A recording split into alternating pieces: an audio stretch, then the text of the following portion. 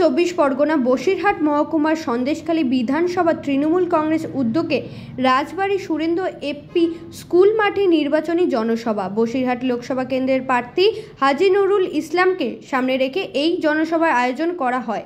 সন্দেশখালী পাত্রপাড়ার যে সমস্ত মহিলারা আন্দোলন করেছিল তাদের মধ্যে 50 জন মহিলা বিজেপি থেকে তৃণমূলে যোগদান করে। তাদের হাতে দলীয় পতাকা তুলে দিলেন দমকল মন্ত্রী Sujit Basu. Bureau report, royal Bangla TV.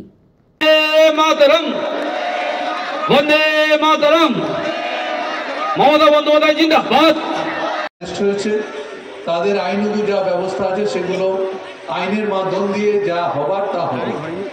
আমি শুধু একটা কথা আপনাদের পরিষ্কার বলি যে মাননীয় মুখ্যমন্ত্রী যিনি এই রাজ্যের সরকার পরিচালনা করছেন, বিশেষ করে যিনি একজন মহিলা মুখ্যমন্ত্রী, যিনি মহিলাদের কথা সবসময় চিন্তা করেন, মহিলাদের কথা সবসময় ভাবনা তিনি করেন, তিনি মহিলাদের ভালোর দিক তিনি সবসময় দেন। প্রধানমন্ত্রী বলেছিল যদি গভর্নমেন্টের প্রধানমন্ত্রী আসে তাহলে প্রধানমন্ত্রী বলেছিলেন 15 লক্ষ টাকা করে মানুষের অ্যাকাউন্টে দেবে। কি বলেছিল? কি হ্যাঁ কি না?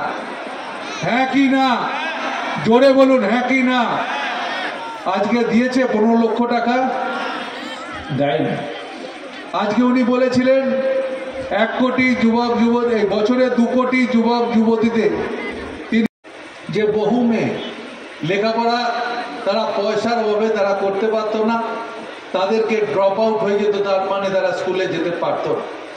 তাই আমি বলি আজকে মুখ্যমন্ত্রী সেই ব্যবস্থা তাদেরকে করে দিয়েছে, তারা যাতে স্কুলে যেতে পারে, তারা যাতে উচ্চ শিক্ষা লাভ করতে পারে, তারা যাতে রূপশ্রীর মতো প্রকল্প যেখানে 25,000 টাকা করে, যেখানে বিয়ের ব্যবস্থা পর্যন্ত মুখ্যমন্ত্রী সরকারের পক্ষ থেকে করে দিয়েছে। সন্দেশখালী বহু মহিলা আজকের মিছিলে তারা অংশগ্রহণ করেছে।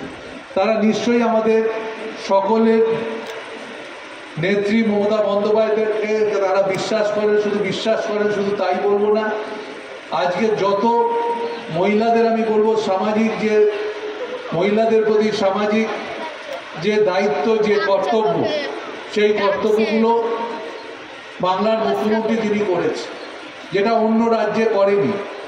আমাদের মহিলাদের তিনি প্রথমত লক্ষ্মী ভাণ্ডারের মতো একটা প্রকল্প, যে প্রকল্পটা মাধ্যম দিয়ে প্রথমে 500, বর্তমানে এপ্রিল থেকে 1000 টাকা তিনি করে দিয়েছে। শিডিউল কাস্ট শিডিউল ট্রাইব যারা আছেন তাদের জন্য 1000 থেকে 1200 টাকা তারা করে দিয়েছে। আজ কন্যাশ্রীর মতো প্রকল্প, যে প্রকল্প দিয়ে বিশেষ করে মেয়েরা লেখাপড়া করবার সুযোগ পেয়েছে।